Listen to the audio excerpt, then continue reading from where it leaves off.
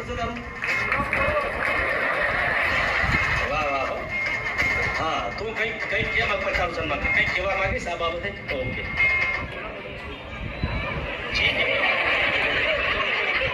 હા, એક શ્લોક બોલી જા. બરાબર. બોલો શ્રી ભગુ દાદાની જય, ઉમિયા માતની જય. સર્વે મારા વડીલોને નમસ્કાર. આલોડ્યમ સર્વશાસ્ત્રાણિ વિચાર્યમ ચ પુનઃ પુનઃ ઇદમેકં સુનિષ્પન્નમ ધ્યેયો નારાયણો હરિ. આ શ્લોકમાં વેદવ્યાસજી કહે છે કે સર્વશાસ્ત્રનો સાર એક જ છે અને આપણા જીવનનો ધ્યેય પણ એક જ છે.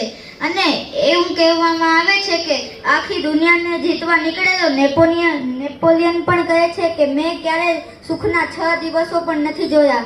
અને મહાન ચિત્રકાર એવા માઇકલ એન્જેલો પણ કહે છે કે મેં આત્મકલ્યાણ માટે કંઈ પણ ન કર્યું. અને એનાથી વિરુદ્ધ આપણી ભારતીય સંસ્કૃતિના ભક્તો નરસિંહ મહેતા, મીરાબાઈ અને તુલસીદાસ જેવા ભક્તો પાસે તો ધન સંપત્તિ તો કાંઈ પણ નહોતું, તો પણ તે સુખી હતા. આપણા જીવનનો ધ્યેય તો ભગવાનને પ્રાપ્ત કરવા અને આત્મકલ્યાણ કરવાનું છે. હવે હું તમને સત્સંગ દીક્ષા વિશે થોડુંક કહીશ. સત્સંગ દીક્ષા એ મહાન સ્વામી મહારાજે રચેલો ગ્રંથ છે. તેમાં 315 શ્લોકો છે જેનો મેં મુખપાઠ કર્યો છે અને તેમાંના હું તમને થોડાક શ્લોકો કહીશ.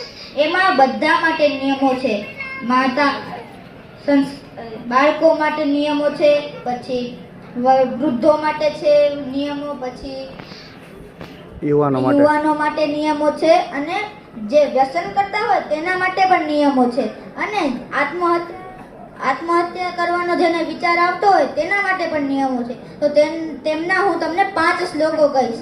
શ્લોક નંબર 209 અને 211. કાર્યમ બાલૈશ્ચ બાલાર્ભિર્બાલ્યા વિદ્યા વિપ્રાપણમ દુરાચાર કુસંગશ્ચ ત્યજ્યાનિ વ્યસનાનિ ચ બાલ્યાદેવ દૃઢીકુર્યાત સેવા વિનમ્રતાદિકમ નિર્બલતમ ભયમ ચાપી નૈવં ગચ્છેત કદાચન. આ શ્લોકમાં મન સ્વામી મહારાજ કહે છે કે બાળકોએ બાળપણથી જ વિદ્યા પ્રાપ્ત કરવી અને દુરાચાર, કુસંગ અને વ્યસનનો ત્યાગ કરવો. બાળકોએ દ્રઢતા રાખી અને સેવા ભાવે વિનમ્રતાથી કાર્ય કરવું અને નિર્બળ ન થવું. અને મન સ્વામી મહારાજ એવું પણ કહે છે કે અને ભયથી પાછું ક્યારેય ન હટવું. હવે 41મા શ્લોક નંબરમાં મન સ્વામી મહારાજ કહે છે કે આત્મઘાતોપી હિંસૈ વનકાર્યોતઃ કદાચન પતન ગલબંધાદ્યર્વિષભક્ષાદિભિષ્ટથા. આવા મન સ્વામી મહારાજ કહે છે કે આત્મહત્યા કરવી તે પણ પાપ છે, એટલા માટે આપણે ક્યારેય આત્મહત્યા કરવી નહીં.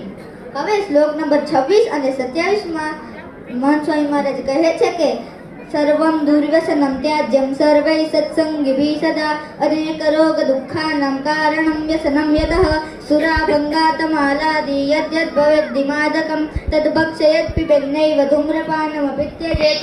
અર્થાત સર્વ મનુષ્યોએ વ્યસનનો ત્યાગ કરવો. આ વ્યસન જ સર્વ દુઃખોનું અને રોગોનું કારણ છે.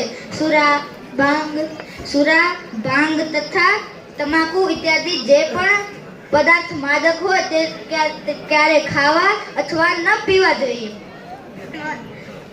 ધન્યવાદ.